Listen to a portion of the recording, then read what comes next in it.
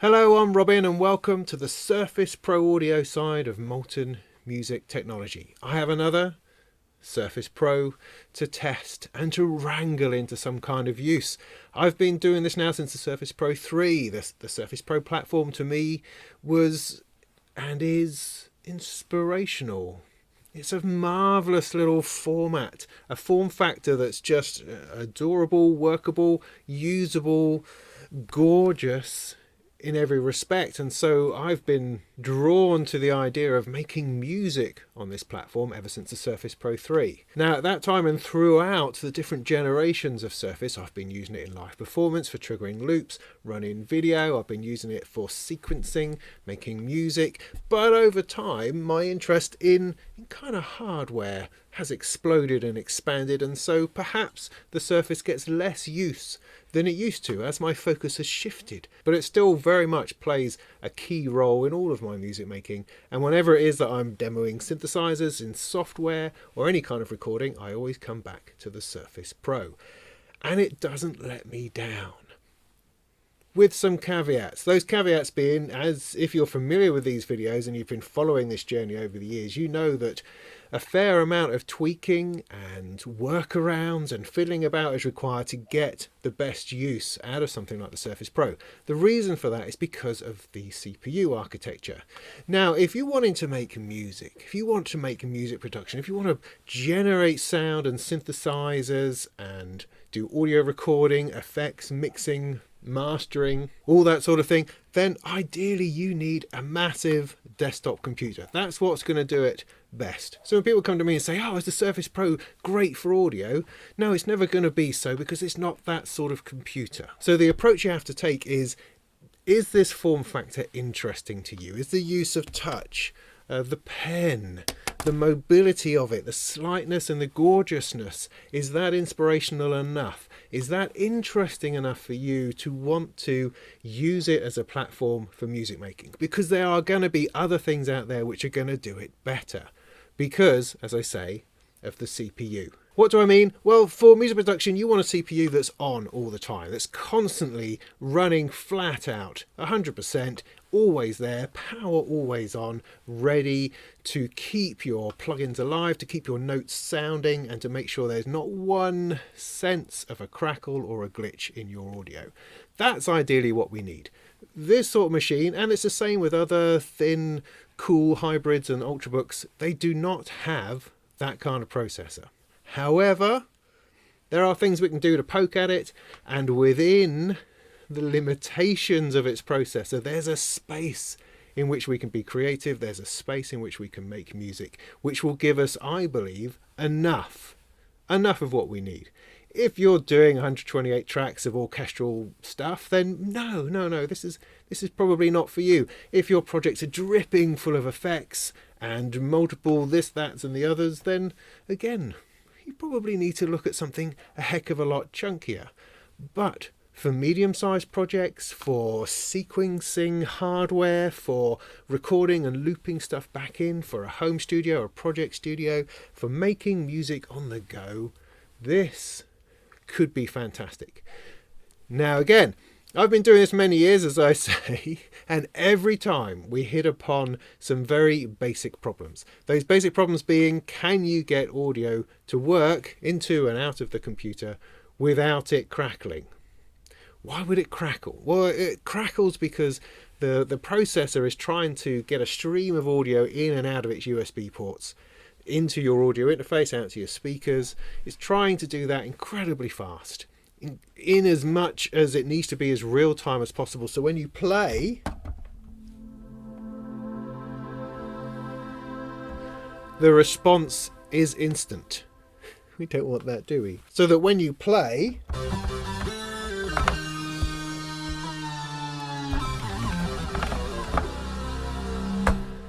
the response is almost instant. That's what you want. And so that's incredibly hard for the processor to cope with. It's also got to cope with these sort of notes coming in from your controller. It's got to generate the sound. It's got to put that sound back out again.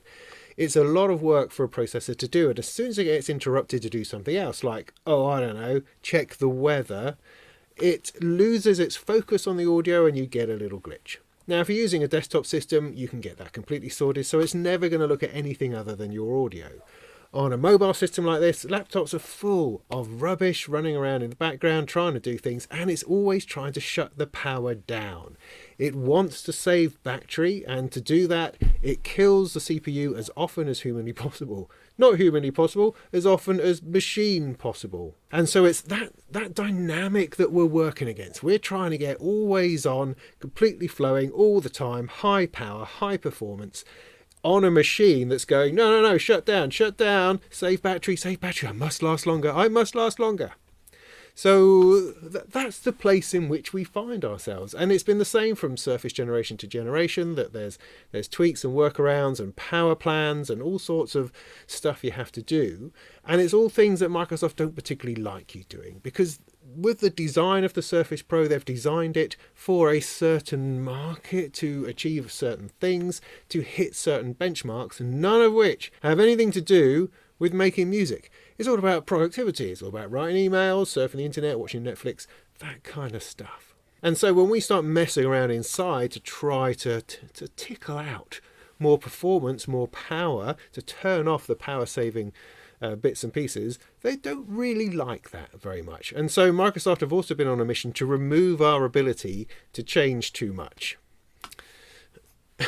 You know, they want it to just work right as it's supposed to, as advertised, whereas we want it to work better at the expense of other things that we don't really need. I mean, we're not looking to run this on battery particularly, although that's something you possibly can do. In this testing and in this performance rigmarole that I'm going to be doing today, we want to have it plugged in. We want to give it the best chance of working. And as soon as you unplug it, then all of that power saving stuff goes into overdrive, and it really does try to shut itself down, and it won't give you the CPU cycles you need to really get music and audio going. You can do some, but let's not focus on that. Let's focus on fully plugged in and powered. So now I've told you all the reasons why you shouldn't go anywhere near the Surface Pro 8. Here's probably why you should.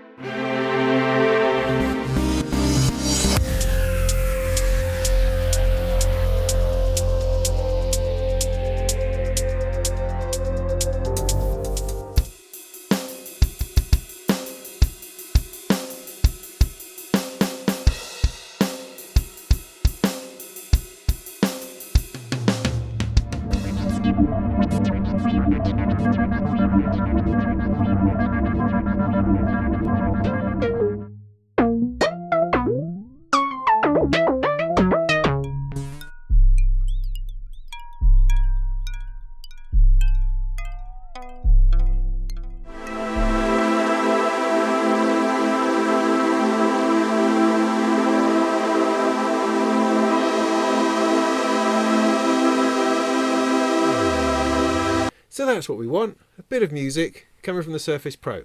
So the purpose of this video is essentially to demonstrate how well the Surface Pro 8 can work for music. All of them have worked well for music over the years. All of them have required a little bit of effort to get them to do so.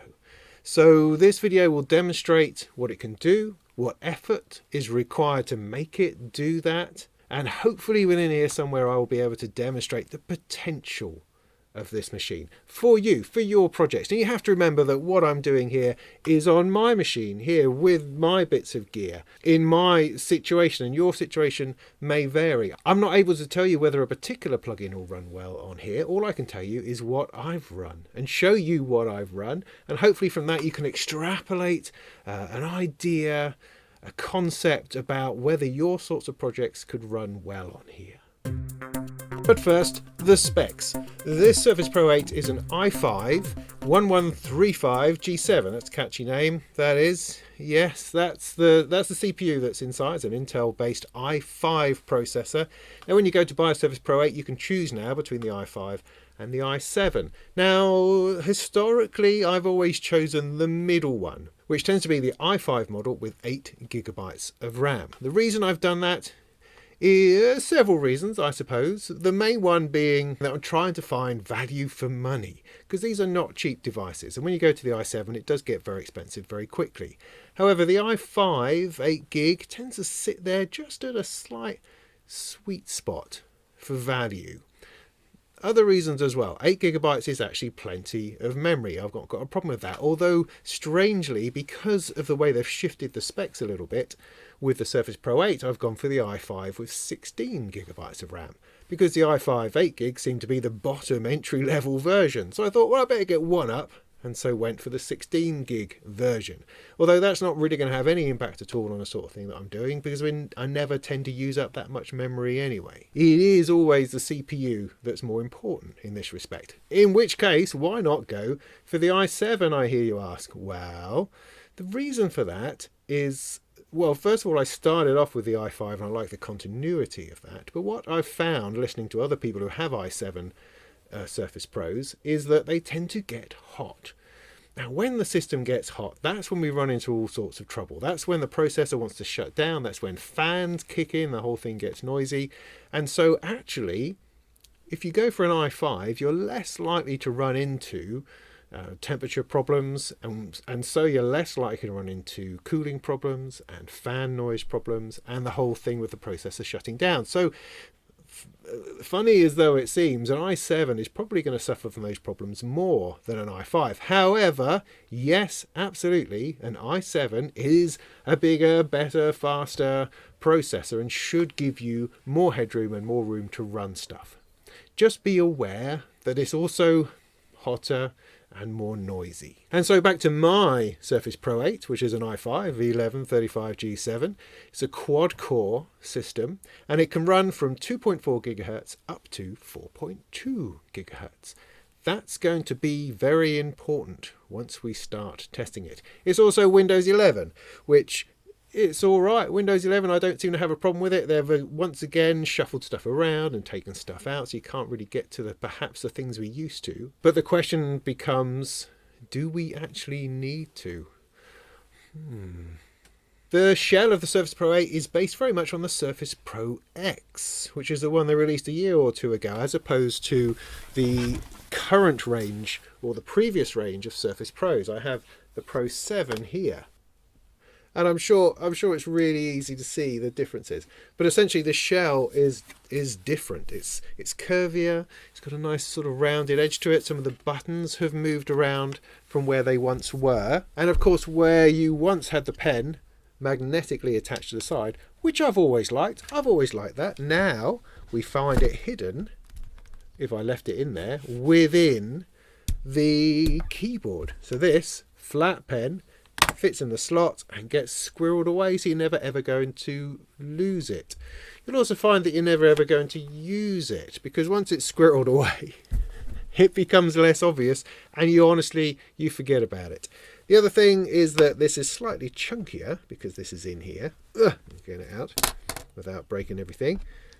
And so it sits up slightly more. The keyboard does. Slightly chunkier, slightly different, just a little bit. With the button rearrangement, the worst thing, which is also what I found with the Surface Pro X, is that the power button is opposite the volume control and the headphone socket. Why is that important? Well, because you tend to put your hand on this side when you push something in, and I am forever putting in headphones, turning it off by accident. Changing the volume, turning it off by accident, because of where this button is. On port side, it's got 2 USB-C ports, which is nice, and they are also Thunderbolt ports.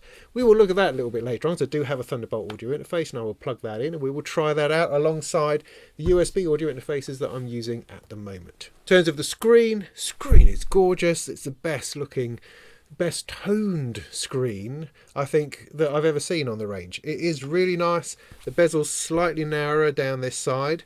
The chunkiness of the keyboard though does interfere a little bit with trying to hit buttons along the bottom. The pen is alright, weirdly shaped. Don't particularly like their shape, but it does work well, although there's still, after all these years, no real control panel for it. What do I mean by that? Well, they've done all sorts of weird things to the touch and virtual keyboard within Windows 11, which is great, but you still can't set up just a handful of shortcuts. If I'm using the pen and I'm drawing with it, editing with it, doing automation, moving blocks around, writing music, whatever it is that I want to do, a common, very, very common thing to do is to copy and paste, or to undo, redo, that kind of thing. To do that, if I'm using purely the pen and I don't have the keyboard attached, I've got to go to menus and find that, or I've got to hold click to bring up a right click menu, that kind of thing, in order to achieve those things. What would be fabulous, and what I have talked about since the Surface Pro 3, is if there was just a little shortcut panel where I could go copy and then do me thing, paste, do me thing, copy, do me thing, paste. Why can there not be that? Why is there an ASCII emoji panel within the keyboard? They've gone to all the trouble of putting that in there, something that no one is ever going to use. Why can't they put in copy and paste, undo, redo? Why? So yeah, that's my pet peeve about the pen. I will do another video on the pen, I think, because pen and Surface and music is interesting. I've done previous videos on it, and I think I should do something new because the utility I was using to get around this control panel problem is no longer available, and it's time to look out for a new one. So if you're interested in that, do go and check out another video that I will be doing in the future. So that there is my Surface Pro 8. Let's have a look at how we get it to work for music and then test it to destruction. Now previously, coming to any other Surface, when you first set it up, start it up, plug in something, load up a nice piano like what we've got here,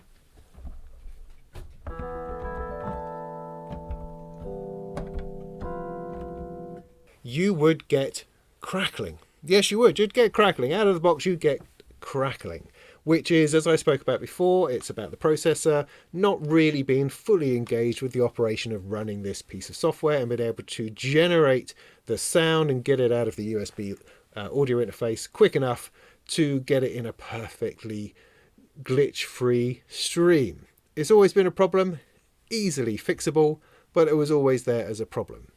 With the Surface Pro 8, out of the box, it's completely fine. Completely. I haven't tweaked anything, I don't think. No, I don't think I have. Hardly anything at all. And here it is.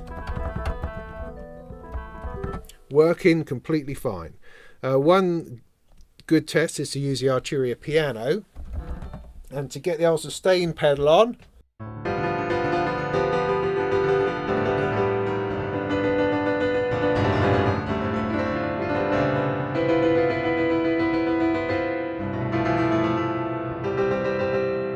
And just keep piling on the notes. On any previous Surface, it would have crackled by now.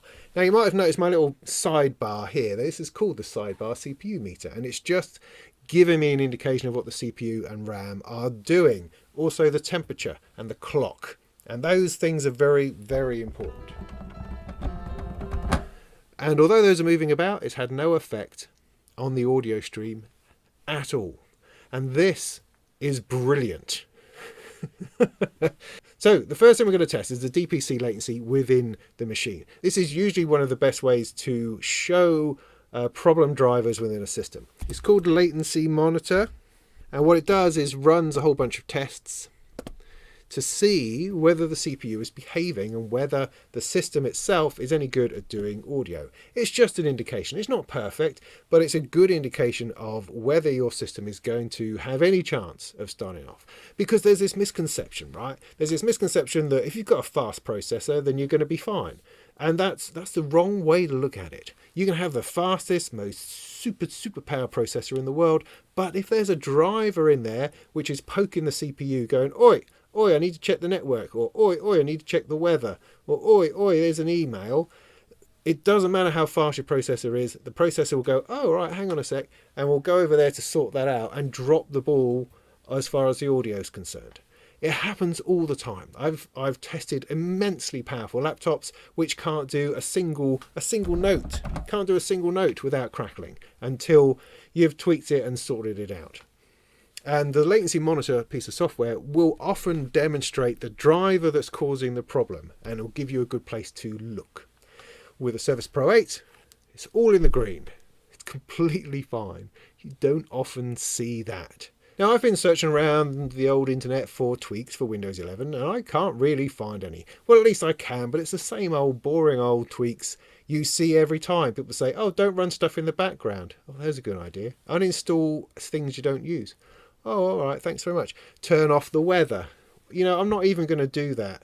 I'm not even going to turn off the widgets because it just seems to be working. Now, but my best advice really for tweaking any system which is actually functioning is just a couple of things. I would turn off unnecessary things that are in the background. These tend to involve stuff that's down the bottom here. I'm getting serious now, taking my glasses off. So if you go down to the bottom right hand corner by the clock and have a look at those things that are there, is there anything there that you actually need? If there's things that are running that you need, keep them. If not, turn them off. It's that simple, really. But as I said, not really having any problems, because I mean that's the thing about tweaks, is that really they're there to solve problems. If you haven't got any problems, you don't really need to worry. Don't make things complicated for yourself. Just get on with it until you hit a problem, and then maybe think about that kind of thing. If I wanted to prevent things from starting up when Windows starts, you can do that in the Task Manager. Now they've hidden the Task Manager. They don't want you messing with the Task Manager. If it used to be that you could right click on the task bar and get to the Task Manager, now you can only get to Task Settings, which is not the same thing. Not the same thing. So instead you can press the Windows button and type Task, and Task Manager should come up. Here we go. This is familiar, I imagine, to most people. You click on the Startup tab, then you can disable all sorts of bits and pieces that are in there that you don't want to be running on startup. So they're not going to get in the way, because something like Spotify will go, hey, look, I've got a brand new playlist for you. Right when you're trying to record Adele in your studio, she's just done the vocal take of her life, and Spotify wants to inform you about some little update. And your whole system goes, oh my goodness, I can't cope with it. You get a ding, and it all just catches fire. That would be a shame. We don't want that. So you can turn those sorts of things off within the Task Manager. Just simply select it. So what don't I want here? I don't want Microsoft Teams. I can right click it and go disable. Next time I start up Windows, that won't load. And if I want to load it, I just click on it like I normally would with any other piece of software. So that is one thing that you can do as a matter of just generally good housekeeping. The other thing is our old friend, the power profile. Now, Microsoft has tried to do away with power profiling so many times now, and every time we seem to come up with a new way of finding our way back into it. On my Surface Pro 7, we had to do all sorts of registry hacks and bits and pieces to try to refine ultimate performance power plan mode to enable that to make the system work for audio. Without that tweak, it would bounce along and then glitch and then bounce along and then glitch, and you have no control over what the CPU is doing at all. With this, a Surface Pro 8 with Windows 11, that doesn't seem to be a problem. But let's have a look. So let's type power to see what options we get. Down the bottom here, I've got choose a power plan. Let's open that one. Now this is the old place where we used to select power plans that would work for us. We'd switch between balance, which is what you need for everyday working, to high performance, which is what you need for doing audio and music. Now that's not really there anymore. There's no option. There's only a selected plan. There's no way to change it. You can, however, create a power plan, but again, it doesn't give me any option other than balanced. Now this happened with Windows 10 and on the Surface Pro 7, and that's the point at which you have to go into the registry, do a hack in order to reveal things that you can then use to create a new power plan with a higher performance power thing. I don't believe we need to do that. I'm going to stick my neck out and say I don't think we need to do that this time on Windows 11 and the Surface Pro 8. So I'm going to not do that. I'm going to leave this open for now and then have a look at a different place for power. So type power again. This time we're going to go down to power, sleep and battery settings. Now this is the more Windows 11-y sort of place rather than the old style control panel. And within here, system, power and battery, yeah, very interesting, blah, blah, blah, blah, blah. Down here, power mode, optimize your device based on power use and performance. It has a drop down here for recommended, better performance or best performance. Now, I reckon we select best performance. I mean, that's my suggestion, right? I mean, better performance, that sounds quite nice, but best performance? Yeah, let's go for that. What is happening in there? Who knows? Nobody knows. I don't think it's important. Whatever you do, just don't choose recommended, because that's the last thing you want, because that's just never going to work. So select best performance, and we're going to kind of go with that. My assumption is that that is essentially a high performance mode that's going to minimize the focus on battery life and power saving, and it's going to maximize thinking about performance and power and keeping that CPU, keeping that power to the road. That's my assumption. It's not really based on anything, but I'm going with it, and that seems to be borne out in the testing that I've done. Now, if we drop back to that other window for a second, this one here, we can go to change plan settings. And this takes us to another place that we will be familiar with, which is the advanced power settings. So in advanced power settings, this gives us just a couple of tiny little things which I think are going to make all the difference. Now, the funny thing is, because this has been working so well, I haven't actually done this tweak yet to see whether it increases or helps or doesn't, because it's just been working brilliantly. But in the process of testing this for this video, I'm going to test it without and then test it with and see what the difference is. So we'll be able to discover that together. So that's quite exciting. So if you click on change advanced power settings, we get this power options window comes up, where basically all we're looking at is processor power management. Down here, this is something which they took out of the other power profiles within Windows 10, and this is one of the things that the registry put back in for us. And what we've got is a minimum and maximum processor state. Now, this has been the most vital tweak, and is really the one that's created a stable environment for the Surface Pro. Now, with the Surface Pro 7, as we'll see, we'll compare the Surface Pro 7 to the Surface Pro 8 a little bit later on, but you'll see that the Surface Pro 7 was actually quite severely hampered by its base clock speed, because what we do in here, you see where it says plugged in 100%. While it's on 100%, the CPU will go all the way up into its turbo speed. That's good, right? Yeah, because you can run more plugins and stuff. Yes and no. Yes, because you can run more plugins and stuff. No, because it's only a turbo speed. It doesn't get stuck there. It's not like a desktop that you can overclock and push into ranges where perhaps it shouldn't be, because you've got fantastic coolers and, and fans and liquid stuff going all in all the time.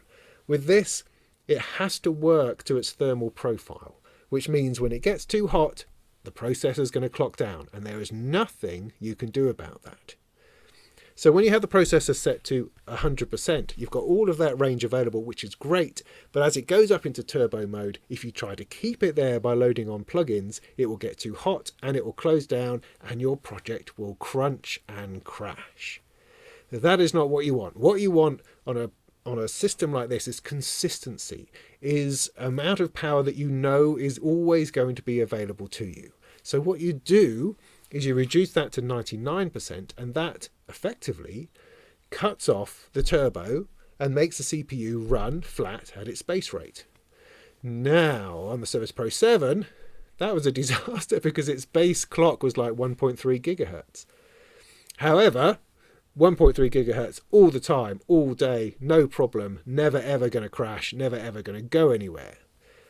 With the Surface Pro 8, the base clock is 2.4 gigabytes, which is much, much more respectable. And we've got a load more room for running at a set 2.4 gigahertz all day, all night. As I say, I haven't fully tested it yet at 99%. I've left it on 100% because the CPU in here is so well behaved that I don't necessarily think you necessarily need to turn it down. But we'll do some testing and I will demonstrate what happens when you do. So that's all the talking out of the way. Well, most of it. I do like to talk. I hope that's okay. I like to explain and unpack things. If you just want the answers, just skip to the end. That's fine. But I really feel that it's important to explain what is going on, why it's happening, so you can have a better idea as to whether this is a good choice for you.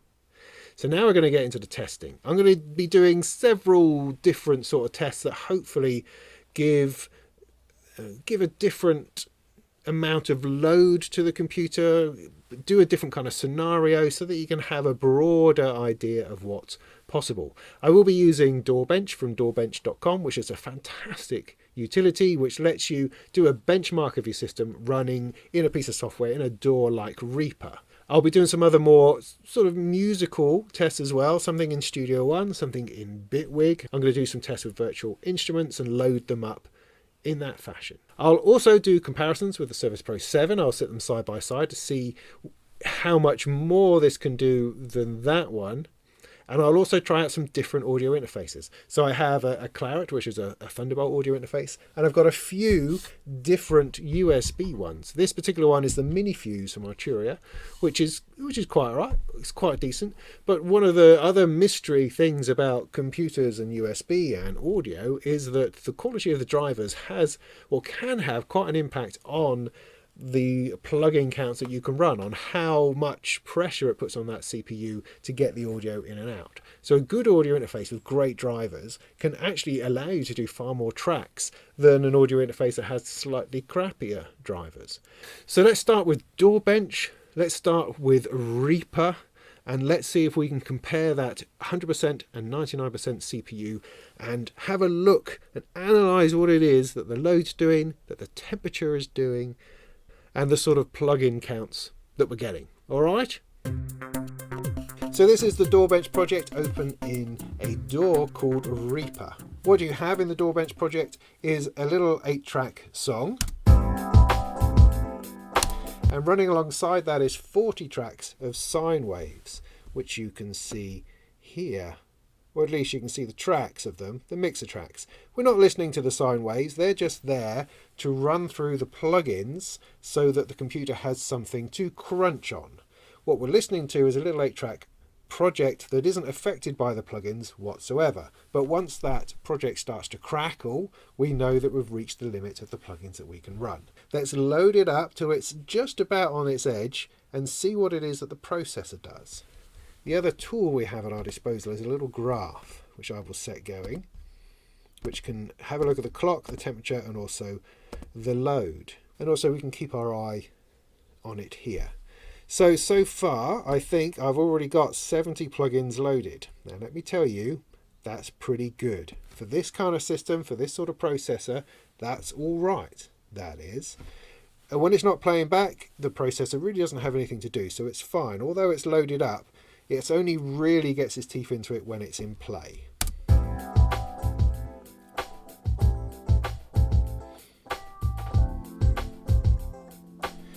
So with 70 plugins loaded, our temperature's around 65, although it's climbing, and our clock speed is at 3.8. The load is at the moment moving between 80 and 90%. Starting to warm up at the back, and the fan has kicked in. Now, I'm just going to stop and point this out. All of the i5s, I think, all of them, well, from several generations ago, have all been completely passively cooled, and that's brilliant. An i5 processor runs a load of stuff, it never gets noisy, it gets warm, sure, but it never gets noisy, and that can be important if you're making music. It's another reason why I chose the i5, because it's always been the i7s that have fans inside. So imagine my surprise when I was testing this one, the i5, and the fan came on. I wasn't expecting that. No, I wasn't expecting that. It doesn't say anything about it on the website. It doesn't say, oh, by the way, this is fan cooled. Well, at least that's not something that I could find. So that's a little bit of a shame. However, The other side to that is that it does keep the cooling a little bit more under control. Of course, there's a bit of noise, but the noise actually isn't too bad. And it does perhaps that's something to do with how well this system operates. Because it has better cooling, the processor is not quite so quick to shut itself down. Anyway, back to the test.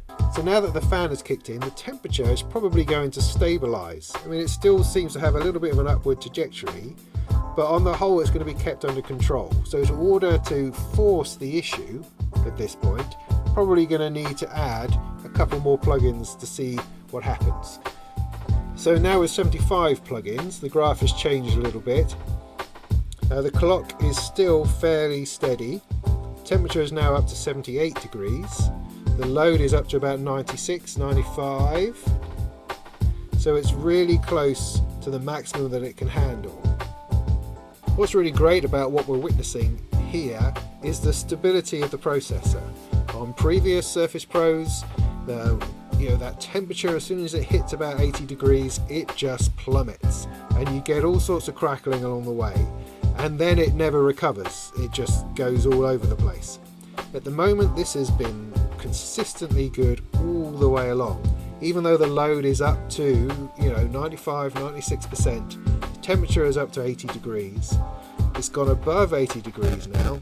There you go.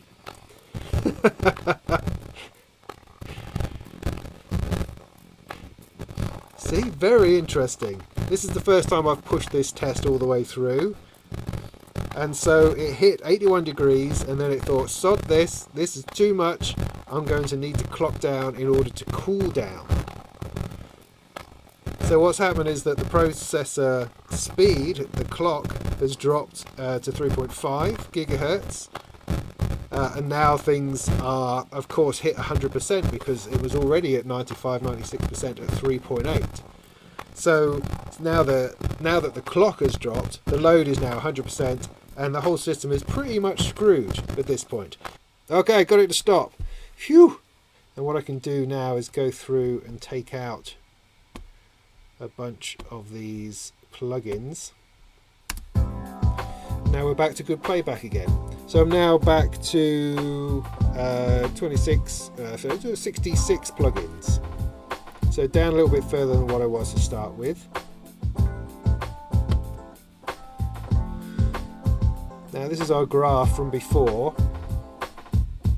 You can see where the load got to, and also where the point that it started to clock down, which is here. Now we're back up to 38 again, and it's being very well behaved.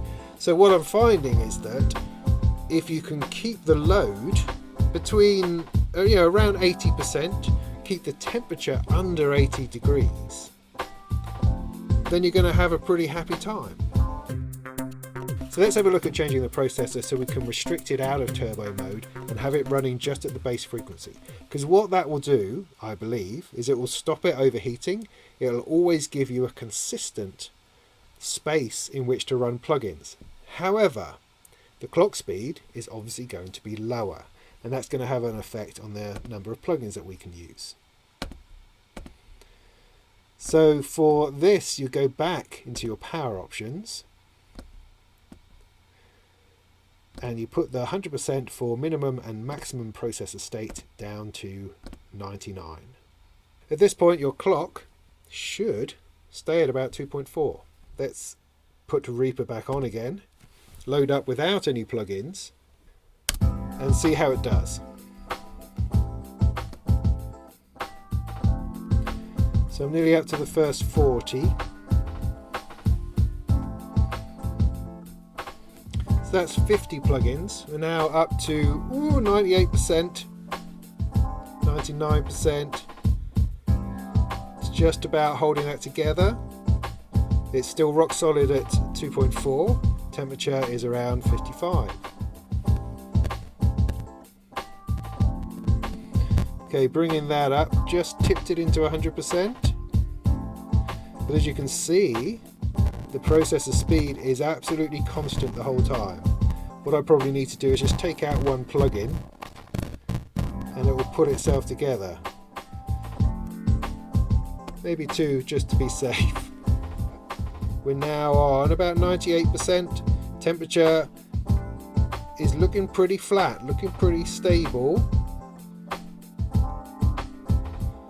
And so from that, I reckon that we can run this level of plugins all day and all night.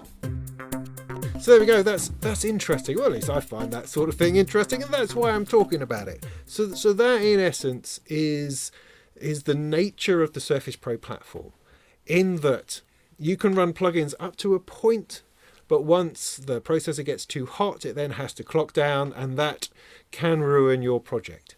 So to get around that, we've been using this switch where you can turn the processor down to 99%, which turns off turbo mode, sits at its base frequency, and lets you have a known, defined amount of headroom for running plugins.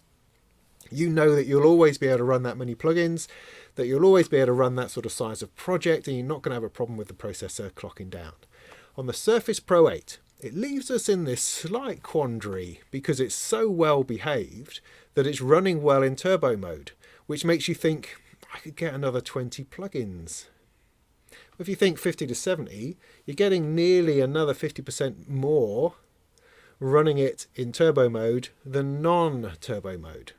And that's unusual. I mean, previously in other sessions that I've done on other surfaces, the processor moving about and the cooling issues are so great that you can't really run it in turbo mode. It just doesn't function.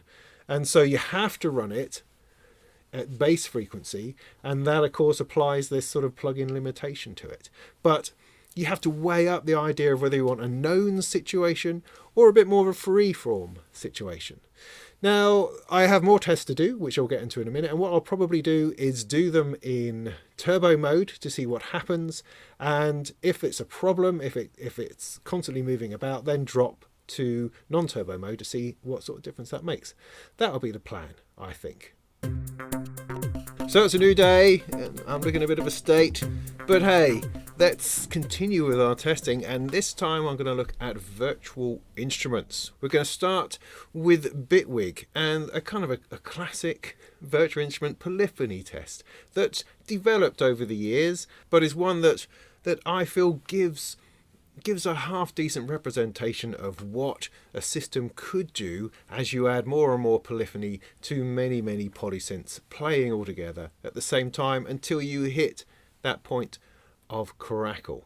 So the basic idea is that you load up a polyphonic virtual instrument, you then have a number of notes going into it like this. It's a nice sort of rising note, start off with one note sustained all the way through, so you get this lovely sustained sound held for a few bars just to see whether you can get it to crackle. And this is one of those tests that very quickly shows a system that's not working quite right, because even though the CPU might not be bothered, it may still crackle. In this instance, on the Surface Pro 8, that's not what we're getting. Now, of course, it's going to vary enormously, this test, depending on the sort of VSTi instrument that you are using. For instance, for this first quick test, I've just loaded it up with the polysynth, which is Bitwig's own internal polyphonic synthesizer. And it's a relatively simple one. So much so that I have loaded up about 64. 64 seems like a good number of virtual instruments. So let me just play through that just to demonstrate what is going on. Let's bring up our graph. Oh, it's not working. No. Come on,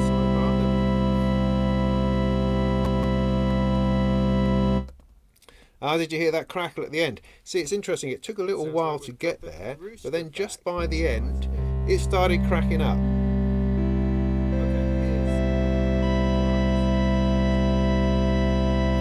It gets to a load about 80%, 3.8 gigahertz, and then just goes slightly weird at the end. It's interesting.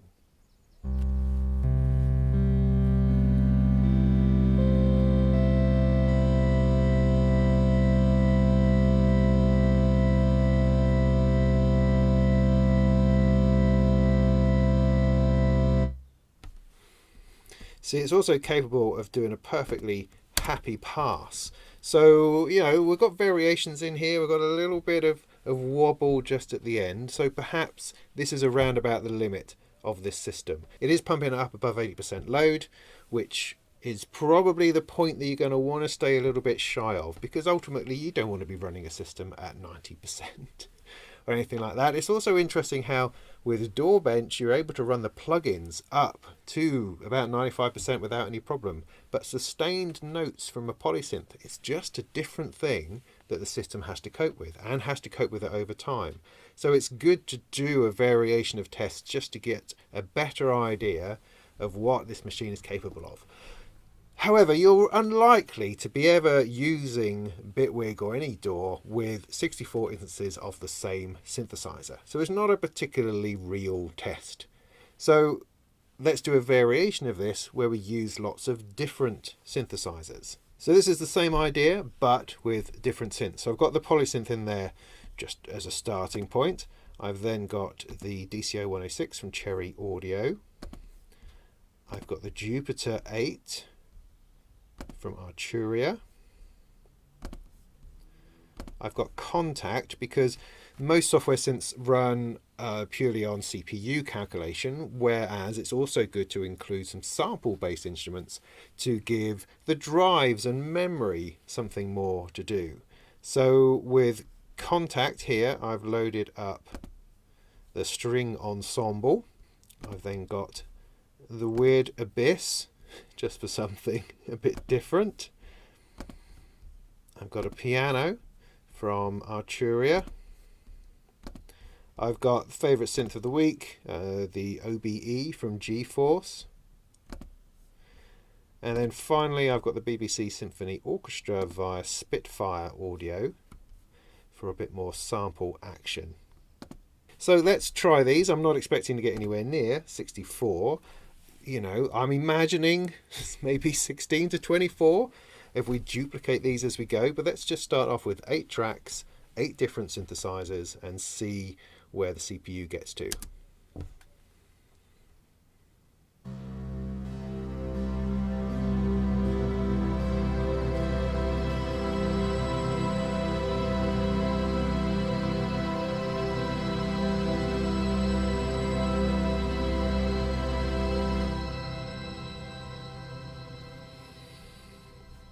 Doesn't seem to be any bother. Because it's only up at about 20%, I'm just going to duplicate all of these to see whether it can handle the whole lot. So this is 16.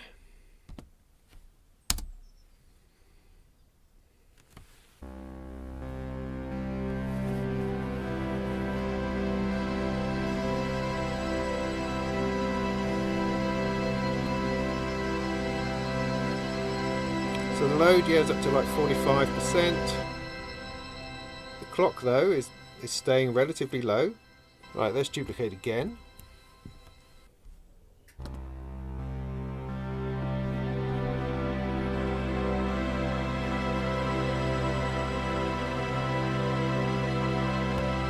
Oh, there's a little bit.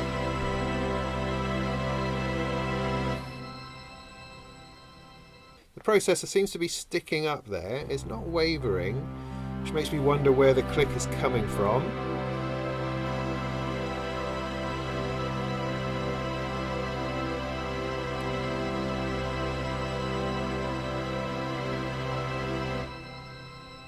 But the load is up to 70-75%. So there you have 32 tracks with 32 virtual instruments loaded, all playing 8 notes each, which is quite a fair amount. It is at some point tickling with the idea of crackling. So what we'll do is we'll change the power profile, we'll take it down to 99%, turn off the turbo to see whether that gives us a more stable, repeatable, crackle-free output.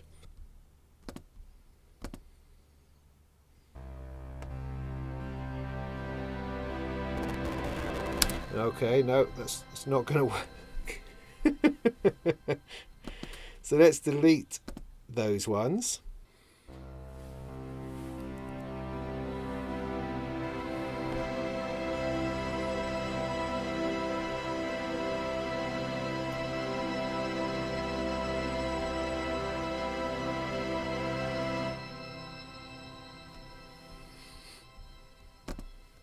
So it feels like we've hit a place of stability. We've got, what, 8, 16, 17, 19, 20 channels with 20 virtual instruments.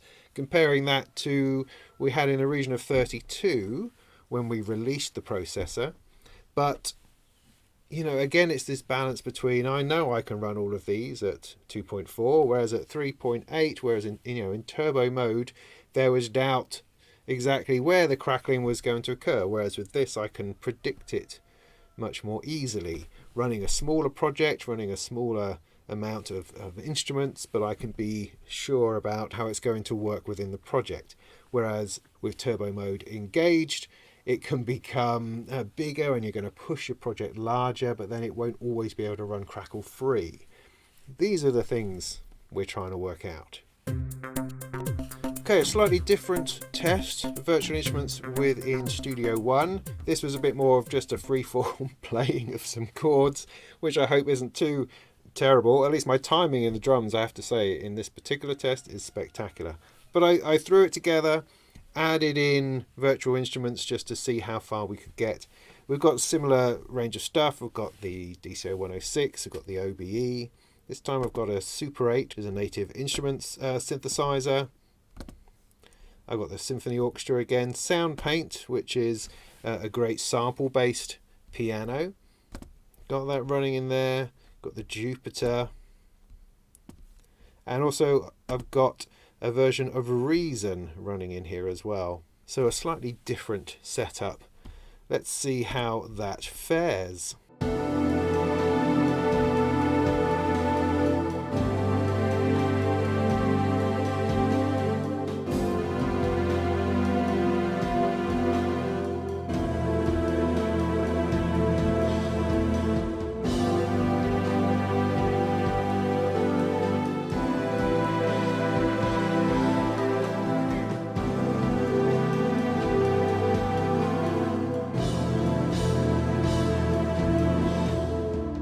But what we have happening here is essentially 16 synthesizer tracks and sample tracks, and then a drum track as well, just for difference and interest, and it's handling that nicely. Again, for comparison, I'll take the processor turbo back off to see how it does.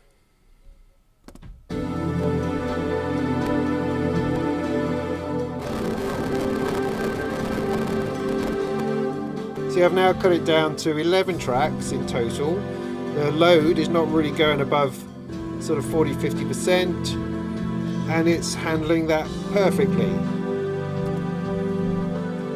It's really interesting how the difference between turbo mode and non-turbo mode is working in this particular surface. With previous surfaces, we've had kind of the opposite, where when you turn off turbo, that is your stable place. That's where you can guarantee everything is working, and you get the most use of that speed, of that amount of the CPU.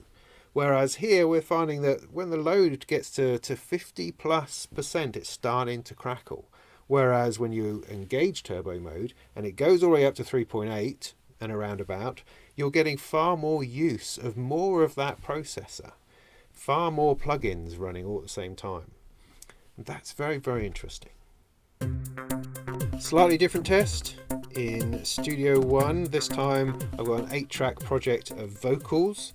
Onto those vocals I've added an IK Multimedia mix box, which is quite an intense collection of plugins, of processing, of channel strip and stuff straight over the top. I've added a pre-V76 from Arturia, and a Rayum reverb from Native Instruments. 8 of each on every channel. So at the moment that's 24 quite large, chunky, intensive CPU type plugins. Every tear I cry, you're in your hands. You never left my side, though my heart is torn.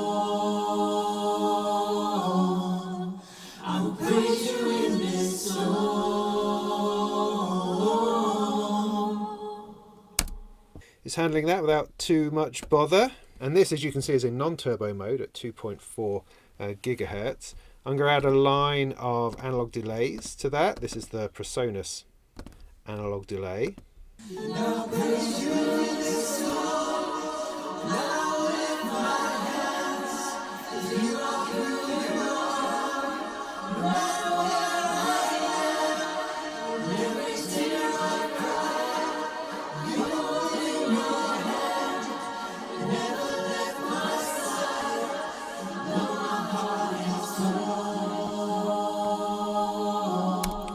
There was some glitching there. It's interesting, it seems to match the load once it gets sort of over 60%. It's then the non-turbo mode seems to get in a little bit of trouble.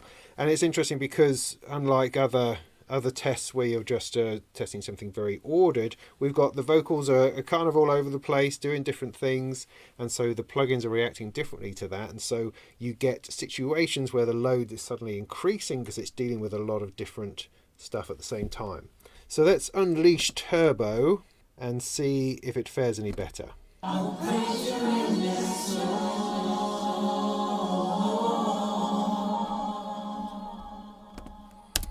Okay, seems good at the moment. Let's duplicate some tracks. So we're now at 16 tracks.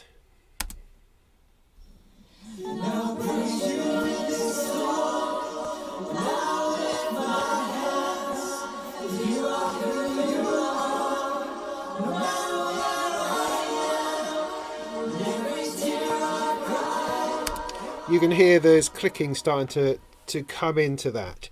So in this test with these plugins loaded, it's just going a little bit too far. I mean, with 16 reverbs, it's quite an unusual situation. You're not going to be doing that, particularly in real life. But that gives you a flavour, perhaps, of what's possible within Studio One and multi-track audio recording. You can do as many audio tracks as you like. This is purely the plugins which are starting to drag it down. But if you compare it to the DawBench test, where we got about 70 plugins running, here we've got 16 times 4, 64 meaty plugins like reverbs, delays, compression, all running together over very varied audio tracks. It's interesting, you can hear the fan. You can hear the fan going. The current load, this is with this Studio One project with the vocals and all those plugins loaded. The load is up to about 60%. The temperature was just hitting 70 degrees, and now that fan's there, which is a shame. But oh well, never mind. I mean, it is keeping the temperature under control. It is perhaps the only fly in the ointment of an otherwise brilliantly performing system so far. I'm going to put it out of its misery. And let's see when the fan cuts out. It's at 50 degrees, 45, it's slowing, 44, it's going away.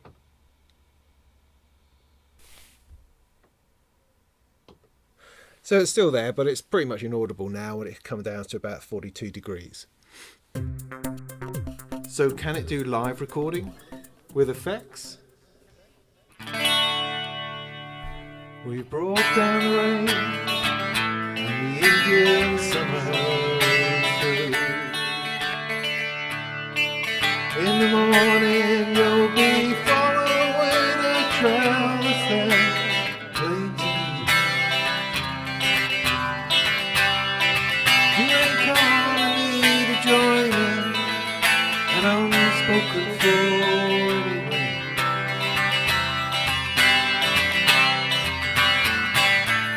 I will cry when you go away, yeah. I will cry when you go away.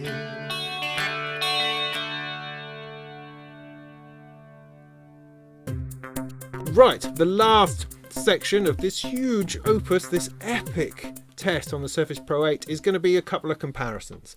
Comparing first of all to the Surface Pro 7, and then comparing to a few different audio interfaces just to see if that makes any difference. I'm just going to be purely using DawBench, I think, as that's probably the easiest, simplest thing to translate across different systems and different audio interfaces and see how that goes. Surface Pro 7 then, let's see how it compares. Running DawBench and Reaper, the same project. Currently we have 28 plugins loaded. The processor is a Core i5-10035G4, currently running at about 1.4 GHz because this is in non-turbo mode in order to get the stability, and let's see what it can handle.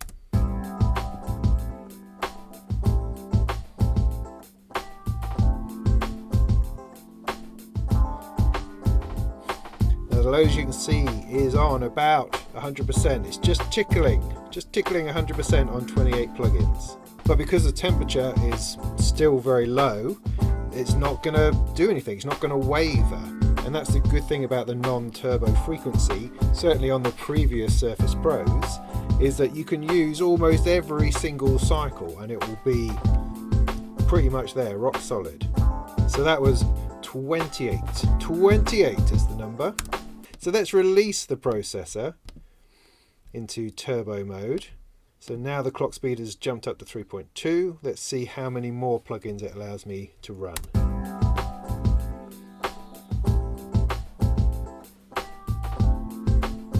Temperature is already high, it's over 70 degrees, even though the load is now at about 50%.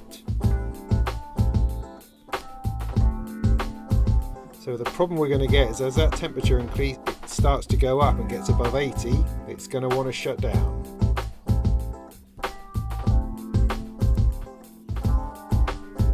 So it's already come down to 3 GHz.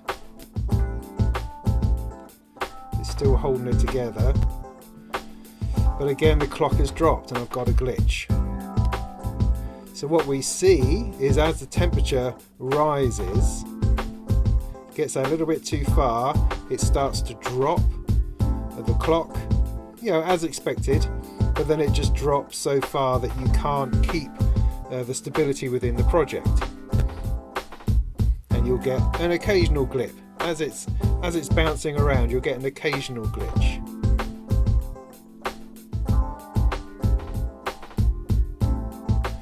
And ultimately it's dropped down to under 2 GHz anyway.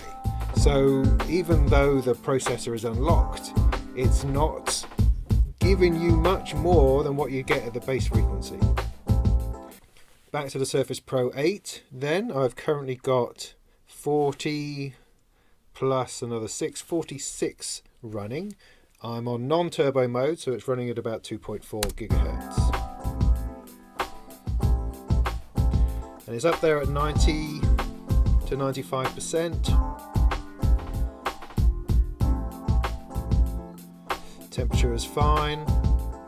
So that's 49 plugins at non-turbo compared to whatever it was on the Surface Pro 7. And let's see how far we can take it.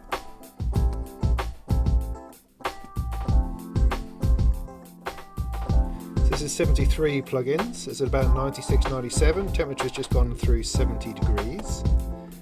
I can probably add a couple more. That's 75. But it's nothing like the instability we had on the Surface Pro 7, where as soon as it hit a certain temperature, it would plummet. This is not that experience at all. So as you can see, it's just so much more stable on both base clock and on turbo mode. Okay, the last thing we're going to do is compare some audio interfaces. This is the Arturia Minifuse. We've been using this to test so far. We're running it at 128 samples and it's been performing very well and gave us about 75 plugins. Now I'm going to try some other audio interfaces to see how well they do. Mark the Unicorn M2. We're currently on 70 and it's just starting to crackle. Are we able to pull that back? The M2 does around about 69.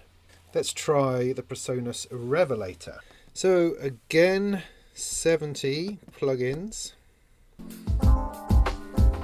Now remarkably with the Revelator, the load is at around 89%. How interesting.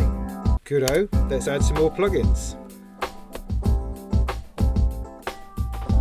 And that's up at 97-98%. Temperature at 74. Yeah. It's just going too far. I think it's because the temperature is getting a little bit high. Let's bring that down a little bit. I reckon it can handle 78.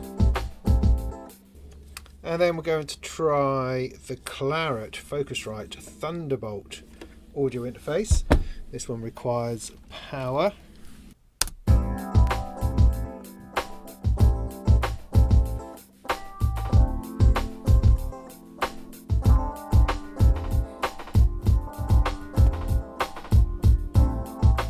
That's 80, and it's up at 96, 97, temperature is 75. It's going to hit that point at which the CPU drops. There we go.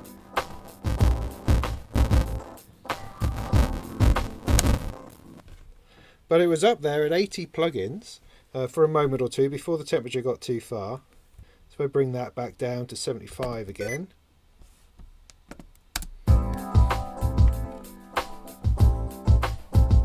It will cope with that fine and has got a little bit of headroom to play with. So there you go, bunch of different audio interfaces. The Revelator certainly performed excellently well, giving us probably the highest plugin count along with the Claret on Thunderbolt, which is kind of expected. But overall, they all did really well and very similarly, so there's not masses of difference between them, which is a good thing to see. There has been times when some audio interfaces do a terrible job and others do an excellent job, whereas it's much more comforting to believe that they can all do a half decent job. So conclusions then. What is it that we can draw together at the end of this epic investigation into the Surface Pro 8? And welcome to all of those people who have skipped to this bit from the front. I would highly recommend going back and watching it through because it's fascinating. It really is a fascinating journey through CPU processing and power and laptops and mobile and touch and audio and plugins, instruments, the whole lot we've been running on here. But anyway, what we have here is the best behaved Surface Pro I have ever seen. Ever. It's working brilliantly well. The reason for that is because the processor is so well behaved. This has always been the main problem with the Surface, is its processor is forever fluttering around. I don't know if you remember back, if you've watched the legacy of services that I've tried, with the Surface Pro 3, things were pretty good. Things were pretty all right. You could run at a base frequency and get stuff done, and it wasn't too much of a bother. With the Surface Pro 4, that processor fluttered all over the place, and you couldn't do anything until we got through quite a few cycles of tweaking and trying and updating and tweaking, and eventually we got it to work quite well in the end. The other ones have been along a similar idea of giving you stable bass frequency stuff and then some turbo, but usually the turbo was too much trouble because the temperature would go up too quick and the whole thing would fall apart very quickly. It would clock down and not really recover if you're trying to run quite a heavy laden project.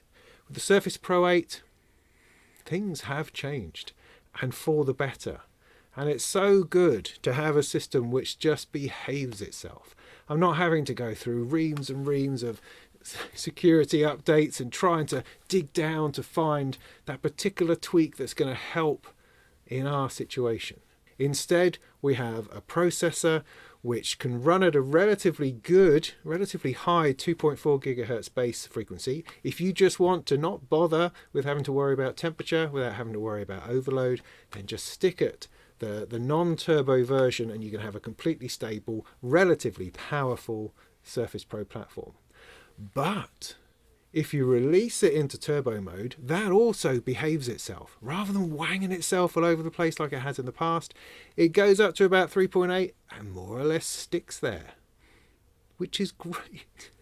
Which is great, provided that the temperature is under control, because that is going to be the one thing that's working against you, is the temperature. As soon as you get into the 70s, heading towards 80, then it's going to have to clock down. It just has to, because that's what it's designed to do. You can't overclock something like this, you can't expect it to run at a high turbo speed and be fully laden all the time, because it's not what it's designed to do. Turbo is designed to go up for a bit, do something, and then relax again. But if you fill it up to say 60%, 70%, then that temperature should stay relatively under control, and you're not going to run into those clocking down problems. And even if you do, it's relatively mild. You just got to unload a couple of plugins and off you go. It's a balance between trying to find that point where it gets too hot and the size of your project. So I'm very, very pleased to report that out of the box, the Surface Pro 8 works well. With a little bit of background tweaking, it works really well, and you don't even have to turn off the turbo.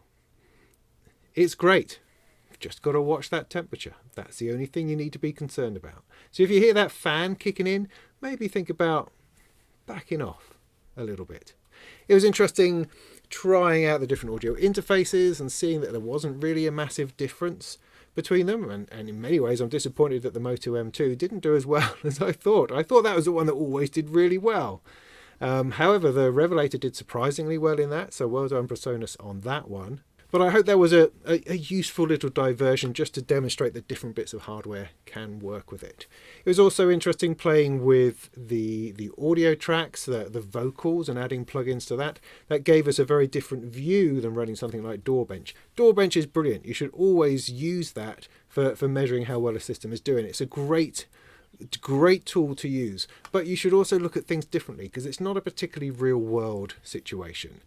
You want to be looking at audio that's different and varying, and then add different plugins to that and see how that works. How do reverb tails work out? How do sustained notes work out, which is what we did in the polyphony tests. So all of these things are interesting ways at looking at how a system like this can cope with music production software. Now in the future, further down the line, I hope to do some more videos on the Surface, running individual bits of software as they come along. I also want to do a bit of an investigation into how well Touch is now working with various bits of software, and particularly using the pen, in how well that works for music in a Touch environment. And ultimately, I'll be continuing to look at how well a platform like this can contribute to the general running of a larger system. You know, is the pen worth anything? Does it add to it? Does it give you something, or is it just fiddly and fudgy? Are you better off having an iPad with all of the awesome musical apps that they can run? Or is it worthwhile having the desktop version of something? Desktop software running proper virtual instruments, proper DAWs, which you can plug big bits of hardware into and then run into everything else. Does that have some worth? It's interesting, isn't it? So I'll continue to look at the Surface, continue to release the odd video on it as I explore many other bits of hardware and synthesis and other bits and pieces that I enjoy playing with. I hope this has been a useful investigation. Sorry if it's been a bit long for you, but you know, dip in and out. See it in a course of, see it like a 6-week mini-series. Maybe that's the best way to enjoy it. So if you found this helpful, then do consider coming over to Patreon and throw me a couple of quid. It's always useful, always appreciated, and you get some special access to everything that I'm doing. And also do subscribe, get notifications on when my next videos come out, because there's always stuff coming along, and I appreciate your support. And in the meantime, go and make some tunes.